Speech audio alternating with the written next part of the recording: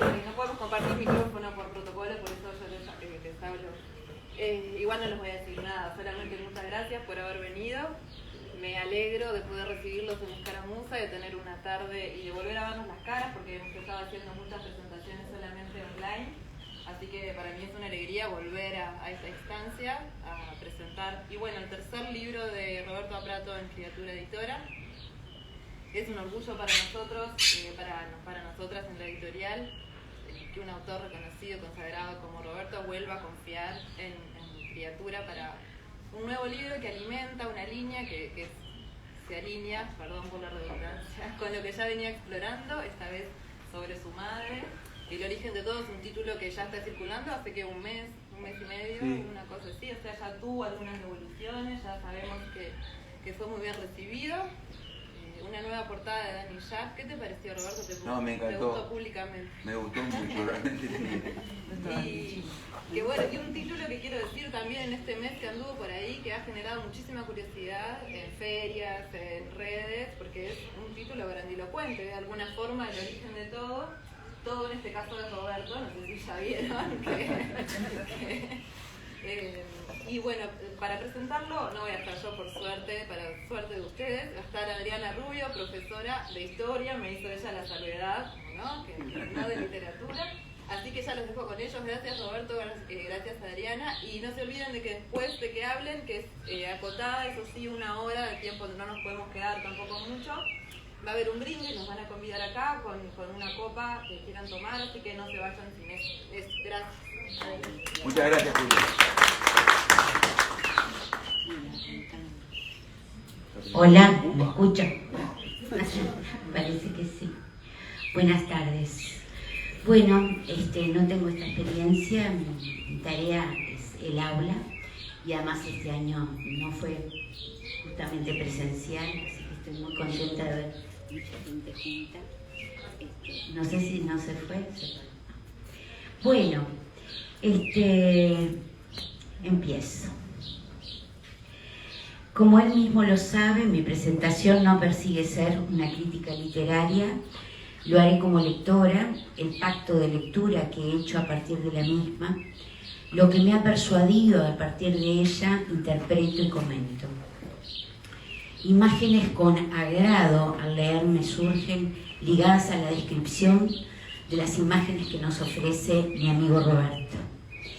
Este libro, novela, es esencialmente reflexivo sobre su experiencia respecto a la memoria en sí y a la memoria respecto a la relación con su madre.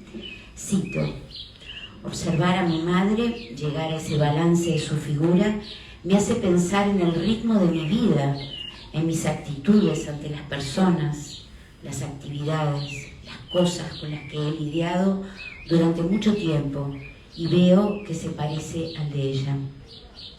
Entonces, digo yo, me sugiere decir 2 cosas. En primer lugar, ¿desde qué lugar el narrador nos acerca un texto que tiene como característica palabras cargadas de intimidad? Esto ya lo ha hecho él sobre su padre a través de una obra que justamente se llama Íntima.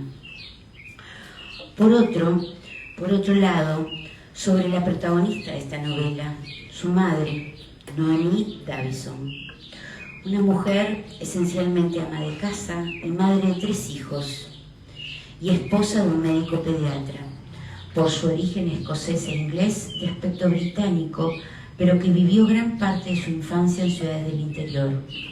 No era actriz ni una profesional que diera lugar a otra novela. Era una mujer no extraordinaria para la vida pública, pero sí a partir de lo que va descubriendo él mismo en su novela. Era simplemente su mamá, inteligente, aguda, poco expresiva de afectos, serena y misteriosa, dice Roberto, pero siempre ahí, digo yo, a partir de lo que él describe. Y cito: para empezar, mi madre estaba ahí de un modo muy firme, que casi deslumbraba, si uno estaba cerca, como era mi caso. Al mismo tiempo que quedan muchas cosas por saber, la conocía y ella también a mí. Esa intimidad Roberto la va a mantener a lo largo de todo el texto. Así que ahí está mi madre en plena acción a lo largo de toda mi vida. La veo al comienzo sentada frente a la televisión, sobre todo en el apartamento de la calle Berro, donde pasó sus últimos años, 36 años si soy exacto. Y ahí mi madre, con el perfil a la vista, morocha, más bien gordita, de nariz fina y mirada penetrante, las comisuras estiradas que le daban una mueca de risa. Sólida, como metida en su cuerpo, lleva un busito de hilo, una pollera y teje frente a la tele, a la luz de una lámpara que deja a oscuras el resto del living. Recuerdo esa penumbra. En el correr del texto se detendrá la descripción del temperamento e inteligencia de Noemí, en general, como se lo ha propuesto, a partir de su relación con él y con lo que él le ha impactado de otras relaciones de ella y allegados. La elección de verse reflejado en su rostro expresa esa otredad en la que el escritor, Roberto, busca encontrarse en el recuerdo. Es por ello que lo que podríamos llamar el primer capítulo, pues no los distingue de ninguna manera, una costumbre que tiene él, muy sabroso para quienes queramos ver cómo describir el lugar de la memoria de lo vivido por alguien. Realiza una especie de con permiso del hijo para hablar, describir, informar, pensar en voz alta, escribiendo sobre su madre. Ella parece ser una interlocutora válida para esta escritura introspectiva, ya que ambos, como lo reitera a lo largo de todo el texto, se conocían. Roberto evoca esa relación que rescata y comparte. Que él dedicara un tiempo especial para escribir sobre el recuerdo de su experiencia vivida con su madre fue desde el comienzo de su propuesta algo que me generó curiosidad saber. Él parece saber de entrada que esa va a ser la necesidad de todo lector de este texto. ¿Por qué escribir sobre su madre? ¿Es común que la gente escriba sobre su madre? Estas preguntas me nacen de una actitud frente a lo que es tan íntimamente personal y vivencial como es la relación filial. Es cierto, como ya hemos dicho, que Roberto le ha dedicado palabras en sus textos anteriores a hablar sobre su experiencia vivida con su padre. Pero, ¿está permitido a un uruguayo escribir sobre su madre? Pregunto, porque en mi ignorancia solo conozco la obra de Almodóvar, Todo sobre mi madre. No conozco a ningún uruguayo hablando sobre su madre. La experiencia social, cotidiana, privada e íntima se pone en cuestión al respecto. Como señalo, parece ser que Roberto intuye esta necesidad y no solo lo aclara desde el comienzo del texto, cuando lo que dice nos conmueve de manera particular. Es ella y su relación con él la matriz de una escritura retrospectiva del propio escritor sobre sí mismo. Entonces, el tono de lo que escribe adquiere una forma densa y profunda de descripción respecto a la relación entre ambos, siempre a partir de señalar las raíces identitarias de su mamá. Pero no solo porque es su madre, porque es una madre especial para él, pues es ese otro distinto de mí que es capaz de conocerme como yo quisiera conocerme a mí mismo. Y además siente que le quiso. El registro de oraciones cargadas de ternura. Ella decía que yo era un loco manso. Sin palabras. Roberto crea frases metafóricas propias de una meditación que le permite caracterizar, definir imágenes y situaciones que provienen de la experiencia vivida. Cito: mi madre vivía en una soledad conversada, de perfil contra el tejido, con el delantal puesto en la cocina. El narrador recupera en su escritura evocando un recuerdo, dando lugar a la memoria que recupera por medio de varios recursos que nos permitirán degustar alimentos, ver escenas concretas con sonido y movimiento, imaginarios a Noemí en su cotidianidad y rutinas, cosiendo, tejiendo, cocinando, sirviendo, colgando ropa, yendo a la feria, enseñándole francés, pero también deslumbrándonos con el sabor de Noemí por el cine y la literatura, por cierto, en muchos casos distinta al gusto de su hijo. Para todo esto aporta mucha información, podríamos decir detallada. Por momentos le da un carácter de investigación a esta obra. Esto permite que este recuerdo no sea algo vago, inconcluso. Si bien así, Roberto lo termina con una pregunta o con un no sé. Roberto aclara cómo va a relatar sin pretender hacer una cronología exacta del tiempo y lugar. Soy, dice, el testigo de sus historias tal como las contaba y las recuerdo, para reconstruir algo así como un retrato a partir de la lengua madre. Así digo yo, en cualquier momento del día entro, este lo dice Roberto, así en cualquier momento del día entero, que tomo como marco general para ubicar este relato de ahora. Avanzo describiendo sin miedo a las cosas, que las cosas se mezclen y en algún punto pierdan sentido. Alude entonces a aspectos técnicos de su escritura, obviamente porque lo sabe hacer, dando cuenta de los mismos, que los mismos no serán el sentido de la misma. La direccionalidad narrativa la dará otra cosa. Distribuye la información para ser relatada. Aquí haré una pausa, pues es característico el recurso que usa para dar cuenta de esta experiencia cargada de un registro visual y sensorial siempre afectiva. Y me tomo un poquito para leerlo de continuado. Es esa condición serena y misteriosa de mi madre la que estoy buscando, a partir de datos que aparecen tal como los recuerdo, en desorden. Los días nublados, por ejemplo, le gustaban mucho, esa sensación del tiempo que no obligaba a que lloviera después. Solamente nubes, templado, por tiempo indeterminado. Ese era el clima de mi madre, el que está en el cuadro que está en la obra, ligeramente triste. Daba la impresión de que cuando se movía, el pasado se movía con ella, como si el presente estricto en que colgaba la ropa o hacía la comida, en un orden que raras veces transgredía.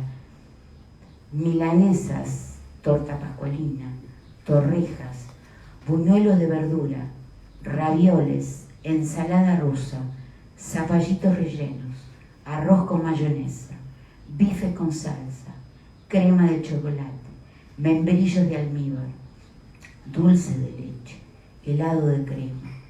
Fuera una manera de seguir su historia.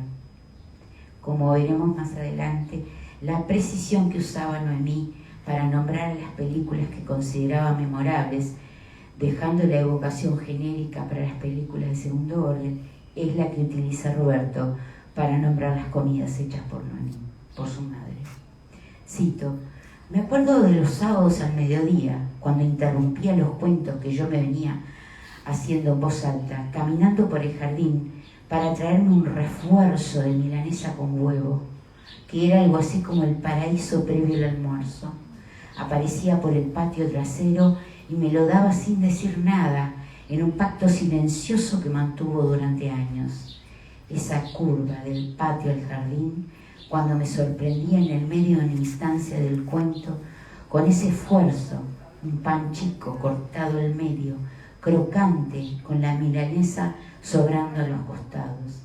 Ella hacía ese momento como si no se diera cuenta de que me callaba de golpe, de que había quebrado una oración y había forzado un cambio de sintonía, como una entrada de la realidad en la ficción de mi cuento.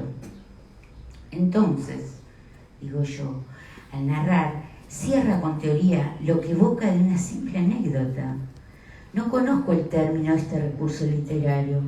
Se lo he observado a Roberto en otros textos y me recuerda a lo que Felisberto Hernández nos demuestra en Nadie encendía las lámparas. Incluir la reflexión de quien describe una acción determinada cuando al mismo tiempo nos aporta lo que piensa en ese momento Es como si estuviéramos viendo y leyendo una historieta y aparecieran globitos de pensamiento de quien experimenta una determinada situación. Es una experiencia de lectura particular porque entran en juego la descripción de determinada situación y los efectos sensoriales en juego, junto a lo que en ese momento, instante, provoca en quien lo está sintiendo y comparte con el lector en ese juego de sensaciones. Es una experiencia particular para el lector sin duda. Esto se observará de manera reiterada a lo largo de todo este texto. En esa descripción de cosas simples y cotidianas, busca y encuentra el origen de todo, lo que tiene de ella, en lo que se parecen ambos, en lo que él es, gracias a que ella era así. Ahora me detendré en lo que me nace decir respecto a Noemí, madre, esposa, ama de casa en los mediados del siglo XX. Una típica madre de clase media uruguaya en los 60, 70, o por lo menos en esto me recuerda mucho a la mía, gran consumidora de cine y de libros, más o menos en la misma época. O sea, eso que podríamos llamar no encaja con una mujer subalterna, con esa vocación de soledad, de aceptación de que así son las cosas, tal como anticipó su propia abuela y nos dijo y nos cuenta Roberto. Me gusta señalar entonces que lo que abre en este capítulo con una ola de información descrita en clave narrativa es como una especie de resistencia o refugio. Noemí va al cine sábados o domingos de tarde, sola o con una amiga, en el 104, ómnibus especial para mí, sabiendo muy bien lo que iba a hacer, lo que iba a ver, recordando en detalle nombre, actores, anécdotas y calificando como buenas o malas las películas que vio después. Roberto descubre, y lo dice de manera clara, lo que tenía era ese lugar desde el cual, como podía y sabía, ejercía su función de esposa y madre. Por debajo, ese lugar estaba el otro, el que mantenía en silencio. Los dos capítulos que le dedican a la ida al cine, a Cinemateca o al cine universitario, y la lectura que hace Noemí son exquisitos. Por lo que significa para mí el consumo de este tipo de narraciones, como por la extraordinaria virtud de Roberto en aportarnos un inventario de películas y de libros. Memoria y recurso que siempre he admirado de él. Conté por lo menos 115 nombres de películas. Lo mismo haría con los libros, pero no lo voy a hacer.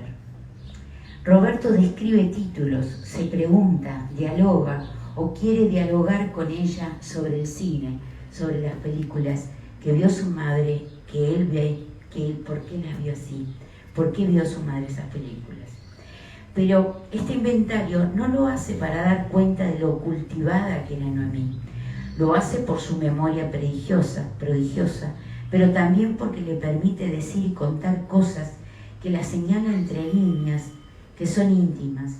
Señalo una como ejemplo, al relatar que si bien su madre nunca lloraba, sin embargo lo hizo cuando murió su padre, el padre de Noemí, y que Roberto escuchó sin que lo viera, le dijera a su amiga: ahora sí me he quedado sola. Tanto el cine como los libros son para Roberto parte fundamental de Noemí en el origen de todo. De una simple madre uruguaya en los 60-70, bueno, confieso que esto me repercute en la misma época. Una simple madre de 7 hijos como la mía y ama de casa creó una librería en el garaje del fondo de mi casa. O sea, esto de madre uruguaya tomémoslo como una apreciación mía, desde mi vida. Pero además, al igual que la mía, como señala Roberto, nunca la vi leer a Corintellado ni nada parecido. Y seguro muchas madres uruguayas lo hacían, por eso no puedo generalizar. En mi caso, el que leía Corintellado en mi casa era mi padre, además de leer todo lo que hubiera por ahí, Corintellado también. Una vez entrado en el libro, Roberto comparte y fundamenta lo que señala al comienzo respecto a la mediación entre realidad y ficción, y lo hace cuando al narrar intercala con teoría lo que evoca de una simple anécdota.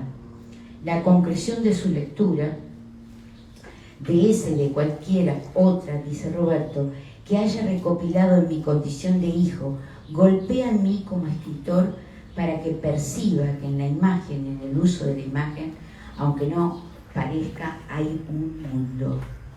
El recurso del relato, trama puesta en palabras, necesariamente ficción, digo yo, sumado a la complejidad que implica escribir desde el presente, algo que se evoca de un pasado tan íntimo, singular, subjetivo y profundamente identitario, el registro de un hijo, de su hijo.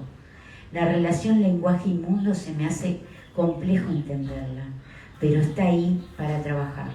Por ejemplo, nos introduce una acción cotidiana que podría servir para un guión de cine, en tanto registra secuencias de tiempos recorridos de la acción.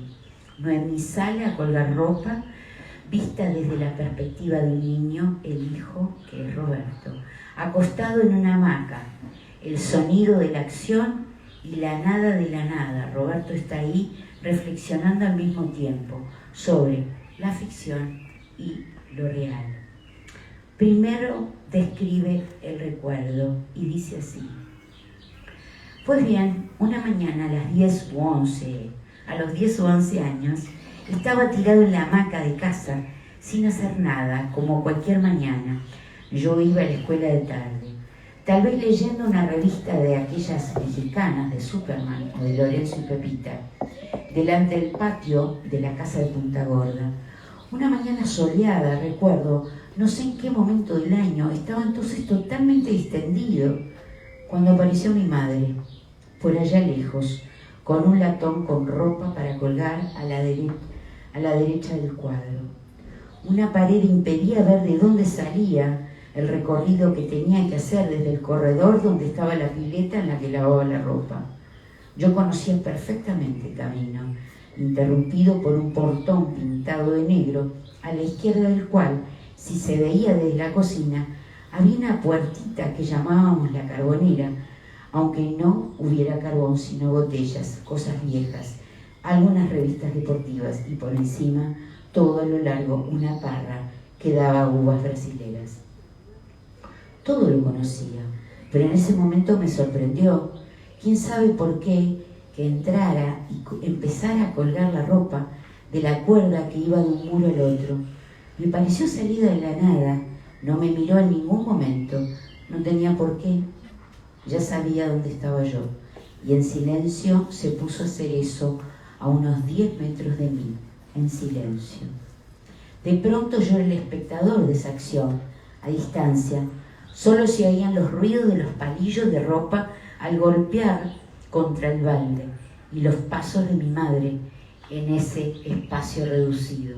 Poner los palillos, acomodar la ropa, volver al latón para sacar otros 2 y una prenda para ponerla en la cuerda. Solo eso. Segunda instancia, el lenguaje como mediación y cierta explicación. Dice Roberto, para asimilar la experiencia real a lo ficcional, bajo la forma de una mujer que llevaba algo en las manos, lo dejaba sobre un banquito y empezaba a sacar ropa para colgarla en una cuerda. Al no mediar forma alguna de comunicación, la convirtió en un espectáculo ajeno, como si esa mujer no fuera mi madre, sino quisiera de mi madre. Eso es lo que estoy intentando ahora, ver esa situación desde afuera, con distancia, para no perderme nada de lo que sentí en ese momento. Digo yo, y más cuando la vi coser, ponerse agua colonia para refrescarse en verano, guardarse el pañuelo bajo el puño de la manga, salir a la feria con el pañuelo en la cabeza, la descripción del dolor que sufre en determinado momento ante las pérdidas, las cuestiones de intimidad. Muchas anécdotas que describe como observador. Y también cuando él mismo está implicado. Dice Roberto, cuando volví a casa, 3 días después, agrego yo, de estar preso, me recibió en silencio, desde su lugar en el living frente a la televisión, y me preguntó algo que me parece clave, si había comido bien. Lo que recuerdo de ella es su perfil frente a la televisión, el sonido de los avisos y el ruido de sus agujas de tejer. Y después de eso, una sonrisa mínima, porque yo estaba en casa de vuelta. Esa serenidad era mi madre. Bueno, cerrando algunas conclusiones que me parecía importante hacer. En una novela corta, muy agradable de leer, que además, a mi entender, puede ser también fuente de investigación de algunas cosas, de muchas cosas, pero siendo tan breve me llama la atención. Por ejemplo, el recurso de la memoria, ¿no? El problema de lo real y la ficción, que para historiadores, que es lo que yo consumo más, sería el problema de la verdad en tanto verosimilitud. Otra cosa, escenas de la vida cotidiana o privada, desde un potencial mujer subalterna, que además era devoradora de libros y películas. Hay muchos historiadores que a través de la microhistoria se harían una fiesta con esto. Solo porque no la mencioné antes, por ejemplo, ¿no? El piano de Noemí, quien era profesora de piano, pero que nunca ejerció, ni habló de música en determinado momento, como sí lo hablaba el padre, el esposo, fue sustituido por un electrodoméstico. No sabemos por qué pasó eso. Roberto no lo explica, capaz que ella sinceramente, después de tantas clases de piano, no quería ni verlo, pero llama la atención.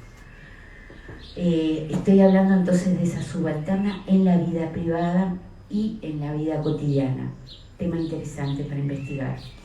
Otros, los inventarios que hace Roberto de los dichos camperos de su mamá, o de metáforas o sinónimos de dichos del fútbol, películas y libros, fundamental.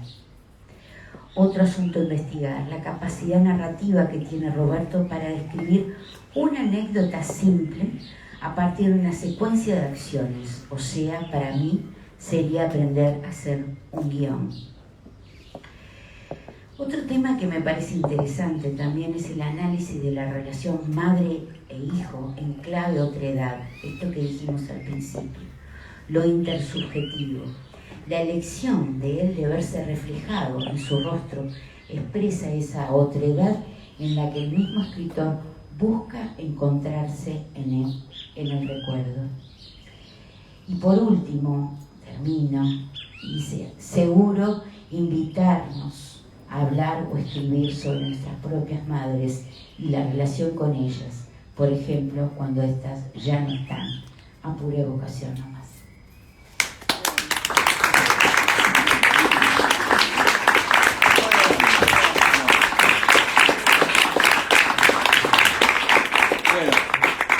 Voy a probar a no usar el micrófono.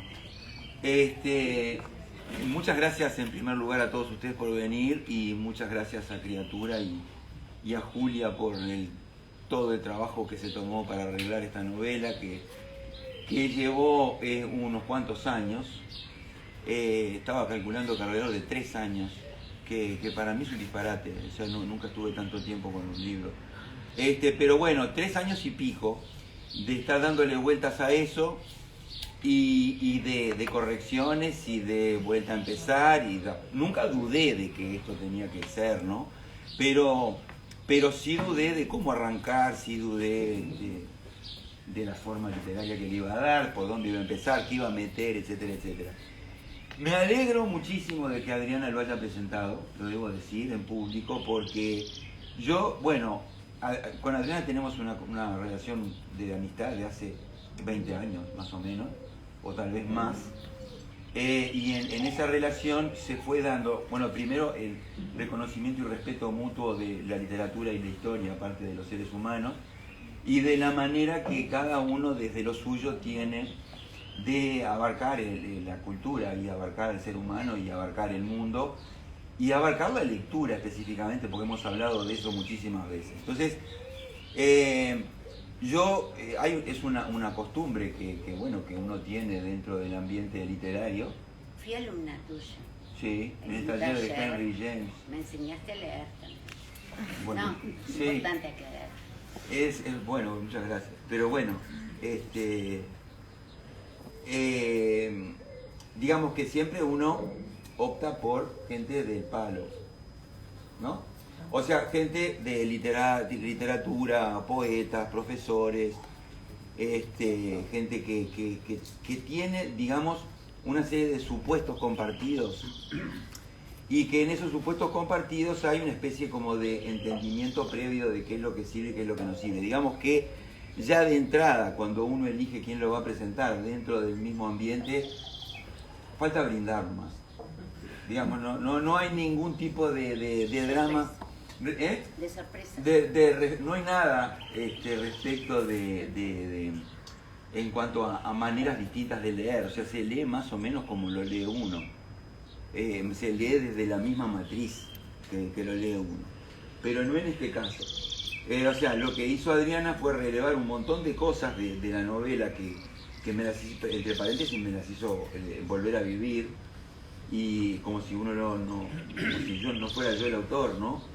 O sea, cosa buena, me puse el lector a través de la lectura que hizo ella y me parece que está muy bien porque ella lo agarró de otro lado y con otro tipo de supuestos, con los supuestos culturales compartidos por ser montevideanos, porque no somos de la misma generación, pero bueno, hemos compartido un montón de cosas y sabemos de qué estamos hablando. Pero a diferencia de la gente de la misma barra, digamos, lo cual no quiere decir que no presente otra vez un libro con un literato, eso no tiene nada que ver, o con un cineasta o con alguien que esté vinculado con lo mío, pero que hay una cantidad de cercanías que perdonavidas que se pierden con Adrián.